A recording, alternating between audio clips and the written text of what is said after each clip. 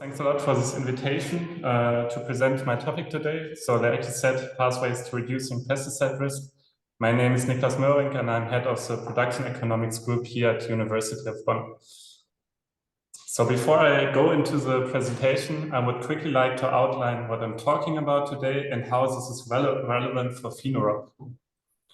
So first of all, I would like to highlight in my talks that the importance of crop protection for agriculture in general, but also the challenges we face on the other hand. I would then like to outline pathways to reduce pesticide risk. And in this, I would like to mention and highlight also the important role of novel technologies that they play in there. I would then like to show the importance of interdisciplinary approaches at the interface of agriculture sciences and economics for scaling up the adoption of technologies or novel production systems. And I would like to give you also a concrete example for all of this, which is the large-scale production of pesticide-free wheat. So with this, let's start. So first of all, I would like to highlight again how important protecting crops is for agricultural production. So it's actually essential for producing safe food in sufficient quantities. And I would like to give you the example here of winter wheat production in Western Europe. So something that's very important, the most important crop in Europe. And without any pest management, so without any crop protection, we would actually only achieve 50% of the yield potentials of winter wheat in Western Europe. So this would be catastrophic for food production in Europe. But even with all of these efforts we are currently having, so pesticide use, but also other pest management measures, the damages are only reduced to 50%. So we are still losing 15% of yield potentials due to pests currently. And this is not going to go better in the future because actually under climate change, we expect major shifts and we expect that pest pressure is increasing, but also the arrival of new invasive species, for example, is increasing. Now, what's the problem? Pesticides are often quite cost effective in protecting crops, and we are globally in pest management relying a lot on the use of synthetic pesticides. But numerous studies on local to global levels have actually shown that the use of these synthetic pesticides often comes with adverse effects for the environment, for human health, and even for long-term agricultural productivity. So you can, for example, see here the report of the Lancet Commission on Pollution and Health. You can see below a global map of pesticide risk that has been done by Tang et al. And on the right-hand side, you can see a very detailed map, for example, of Denmark, where they actually measure the risk of pesticides in different parts of the country.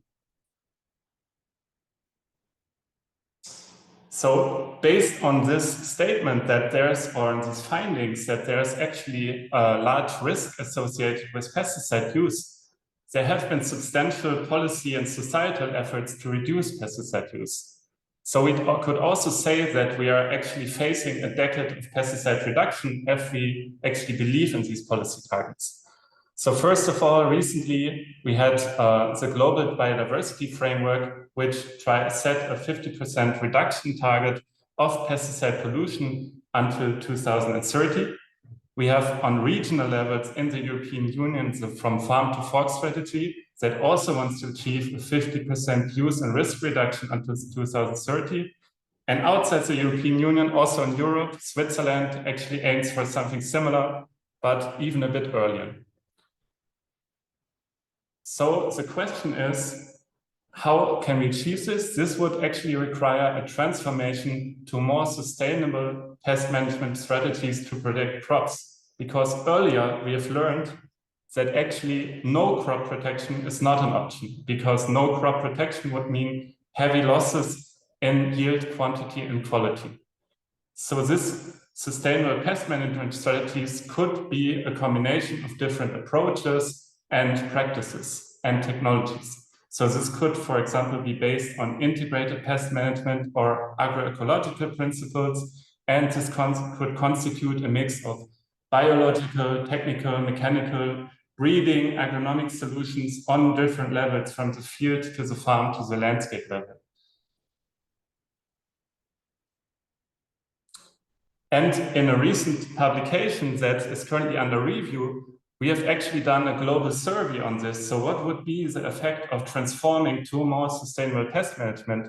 And we found that actually there would be substantial benefits attached to that in a lot of different dimensions, from the economic dimension to the social dimension, the health dimension, environmental, and even food security dimension.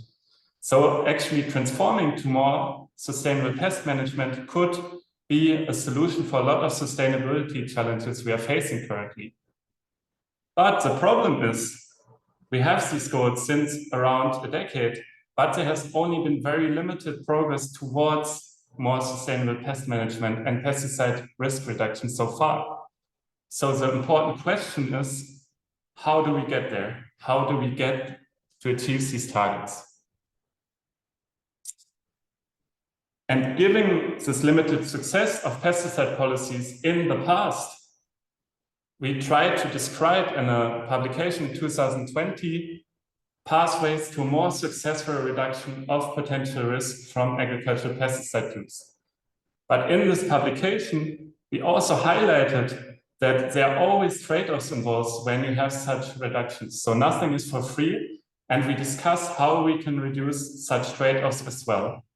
In the publication, we then developed a holistic framework that links across different disciplines and actors of the food value chain. So two main findings are actually that we need an approach that integrates all actors of the food value chain, so from input suppliers, farmers, food industry to consumers. And the second one is we cannot think along the lines of a single discipline, but we need elements from different disciplines.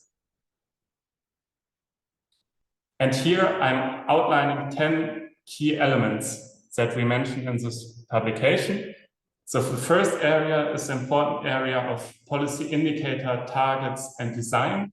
So there we discuss what kind of indicators we would actually need to use in order to have effective and efficient reductions, and how we should align different policy targets. So for example, if you're planning to reduce pollution from nutrients and from pesticides, you should not do that separately, but plan that together, because there could actually be a lot of synergies, but also trade-offs in these policy goals. And these type of policies would actually have to be dynamic as well. They would have to account, for example, for the development of novel technologies, for the development of novel practices and novel realities. Then the second important field is farmers and consumers. Farmers and consumers are key in transforming pest management practices. Farmers are those that actually make the decisions on the field, what to use. So we have to understand farmer decision-making processes. And consumers, with their choices and preferences, determine, for example, what type of market prices are paid for certain types of production systems. And last but not least, there's an important area of sustainable plant protection technologies and systems. And these include, of course, first of all, admission and regulations. So for example, you should be able to register novel types of pesticides that have not been there before. You should be able to register and quickly register novel technologies that have not been there before.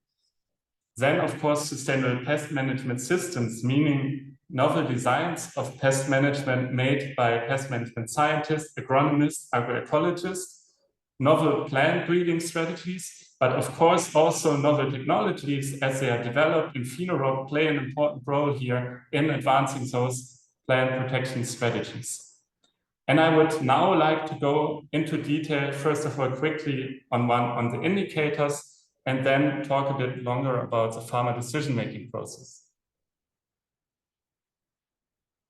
So first of all, I would like to mention this because we have found actually that it's not, if you have pesticide risk reduction targets, it's not enough to just use very simple indicators of pesticide quantities to actually describe how well you achieve your targets, how well a certain technology works, how well a certain policy works. we have shown this and empirically compared this, and we show that it's not sufficient to use quantitative indicators. You need actual risk indicators to actually show how efficient a certain novel technology could be, how efficient a certain policy could be. And in Denmark, they have been using such an indicator, which is quite easily applicable to a lot of different situations since over a decade. So it's officially implemented there in the policy system. And we have actually, together with the Danish people, made this publicly available and computed an R program, R package that can be used by everybody now to compute this pesticide risk indicator. So I would just like to mention this because I think this could be an interesting application for a lot of people here in the room. And now I would like to come to the key role of farmer decision-making processes for scaling up the adoption of novel technologies, of novel production systems.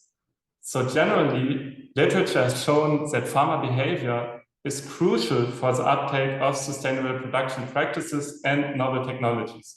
And there's a lot of literature on this.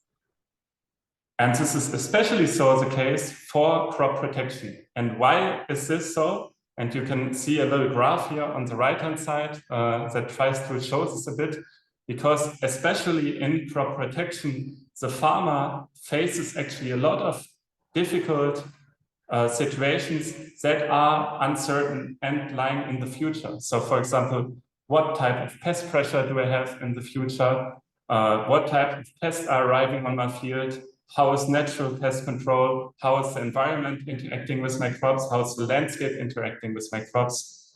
And there's an important role then of uncertainty, of risk, of perceptions of farmers and preferences and further behavioral factors for making such decisions, since they are uncertain in the future. And now, to actually account for this, we can combine conceptual decision-making models from economics and the knowledge of agricultural production systems from agricultural sciences, from ecology, with econometric analysis and socioeconomic and environmental data to actually analyze the role and the decisions of farmers in these situations. And this can then help us, for example, to scale up the adoption of novel technologies, to look at how farmers react, for example, under climate change, how they adapt their production, and for, of course, also to improve the design of decision support tools, of financial tools such as insurances, but also policies such as pesticide taxes. And now, in the next slide, I would like to give you a very concrete example of how this could actually look like. And the case I'm going to present you here is the case of pesticide-free wheat production in Switzerland. And this is not a theoretical case, but a very concrete case. As you can see on the right-hand side here, that's actually something that's happening at the moment. So the background is the producer organization EPSWIS has a very important role here. EPSWIS 30 years ago decided that they want to introduce an extensive wheat production system. In the system, farmers were only allowed to use herbicides and seed treatments in wheat production, no other synthetic pesticides. And that's actually a very successful example of a private-public partnership, since consumers are paying a price markup, but also the public policy is financing this with subsidies. And this is not just a niche product, but 50% of Swiss wheat was produced like this in the last years. Now, EPSWIS actually decided to go one step further. So they didn't only want extensive wheat, they wanted pesticide-free wheat. What does that mean? That means no synthetic pesticides applied. So similarly to organic farming, you still have some pesticides you can apply that are called the organic pesticides in the regulations then. But you can still use synthetic fertilizers, for example. So that's a big important difference compared to organic farming. And you're also allowed to do this only in one crop in your crop rotation, and you don't have to do this in your whole crop rotation. So they started a pilot of this in 2018-19, and now this program is ongoing since 2019-2020. In this program, farmers are again compensated for their efforts by additional direct payments and an additional market premium, which is paid by consumers. Now, very importantly, that was not something the producer organization made up, but they also gained the support of food supply chain actors. So actually the largest retailer in Switzerland made the pledge to only sell bread from pesticide-free production from 2023 on. I think they delayed this a bit more, but it's going to happen soon. So only this alone would account already for 20% of Swiss wheat production. Now, what was our role as researchers in this project, in this process? So we had actually the opportunity to participate and contribute to this establishment of the program. So in 2017-18, IPSWIS first considered to establish such a production system. And at the same time, in the very beginning, we actually helped them. So they had, of course, a lot of open questions. So what is this going to mean for our producers? Is that actually feasible economically? What would be the environmental impact maybe? So we actually provided them with an ex-ante simulation of the potential impacts of introducing such a program, meaning we actually simulated these outcomes before the program was actually introduced. Then they introduced a pilot program and opened up this program for all producers. And at this point in time, we again helped them with an analysis of adoption decisions and barriers that could be in this program and how you could actually improve this program to scale it up to large scales. And we did this by the means of a large-scale survey. And I'm now going to show you these two examples of our research in a little bit more detail.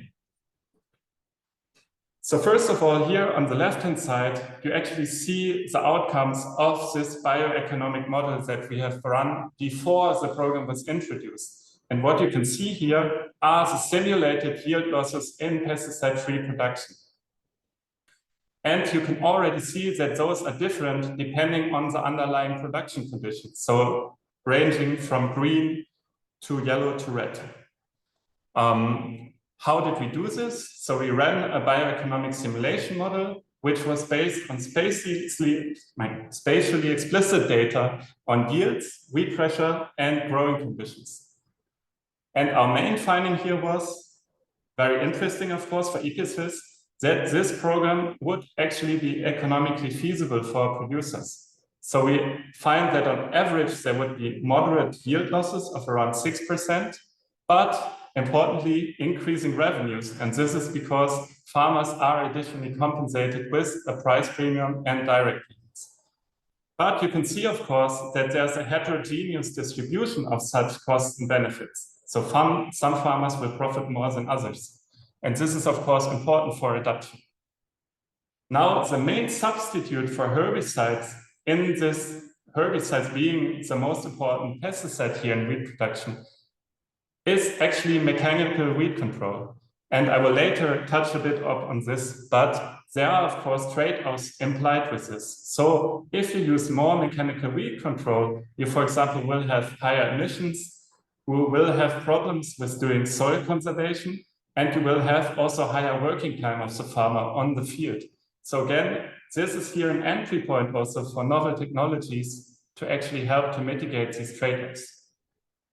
Now, this simulation model didn't directly tell us, of course, what is the actual adoption potential of such a program and where could actually potential barriers for adoption lie.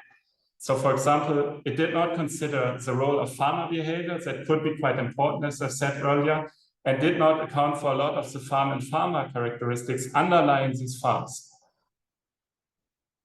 And that's why we've then done, once the program was opened up, a large-scale survey with all of the IPSWIS wheat producers. And those were over 4,700 that we contacted, and we had over 1,100 responses. And on the left-hand side, you can see how those responses were distributed all over Switzerland. So you can see that we have quite a good coverage of the wheat production regions that you've seen on the earlier map. And we've then matched this survey data on, for example, plant adoption decisions, characteristics, but also farmer behavior with spatially explicit structural data. So on weather, yields, pest pressure, farm and farmer characteristics, and growing conditions in the different regions. And we've used a conceptual and empirical adoption model to analyze the adoption behavior of farmers. Now, the first important finding was that there's a very large adoption potential for this type of program amongst the farmers we've interviewed. So 58% of all of the farmers, so almost 60%, said they would already in this first stage of the program actually like to adopt the program. And the current development, so this is really happening, right? It's not something theoretically, is actually confirming our results, since over 10% of Swiss wheat surface right now is already under pesticide-free production. So only 2 to 3 years after the introduction of the program. Now, what we found is what could be important determinants and barriers for adoption, that there's actually a key role of economic and environmental expectations of farmers. So what they expect about the impacts of this program on their economic outcomes, but also what they expect about the environmental benefits of the program. So the higher benefits they expect, the more likely they are to adopt, for example. There's also a high role of risk involved, and the availability, again, of substitutes is a very important topic for adoption. So the higher the availability of suitable substitutes, the more likely they are also to adopt pesticide-free production. And last but not least, we also find that there's an important role of spatial information spillovers, meaning when my neighbor adopts, I'm also more likely to adopt this program. So with this, I would like to conclude on this case study for pesticide-free wheat production. We've seen that, first of all, the large-scale establishment of a pesticide-free wheat production program is possible and is currently ongoing in Switzerland. But we've also seen that nothing is for free. So there are trade-offs involved with reducing pesticide use. And this is very important to mention. And I think an important role of us as researchers is to think about how can we mitigate these trade-offs and how can we actually provide solutions to actors that mitigate those trade-offs, for example, between pesticide use, soil conservation, greenhouse gas emissions, and productivity. We have also seen that the availability of affordable and effective substitutes, so for example, novel technologies, is actually key for transforming towards sustainable crop protection strategies. And we've also seen that there's a very important role of the farmer decision-making process and farmer behavior in the adoption of these novel technologies and production systems. And I've shown here an example of how we could assess potential effects and trade-offs through interdisciplinary approaches that actually combine knowledge of the agricultural production system and of the decision-making process using ex-ante modeling and ex-post econometric analysis. So before I want to conclude, I would also quickly like to present you what type of research my group, the Production Economics Group, is doing. And it is, of course, no coincidence that this matches very well what was said on the previous slide. So in my group, we will strive to actually identify pathways towards more sustainable and resilient agricultural and food production systems, and to quantify the potential impacts and trade-offs of such transformations as we have just seen. And our goal is to actually then provide this evidence-based information to farmers, food value chain actors, and policymakers so that they can actually make better decisions. And we are actually working on this with quantitative methods that combine the analysis of human behavior and decision-making with a profound understanding of the economic, agronomic, and ecological processes in agri-food systems. So we see our group actually located at the interface of economic sciences and agricultural sciences. With this, I would like to say thank you a lot for your attention. And I would also like to say, If you're interested in this research that we're doing, don't hesitate to follow us. There's a research blog where you can subscribe, and you can also, of course, follow us on LinkedIn. With that, thanks a lot.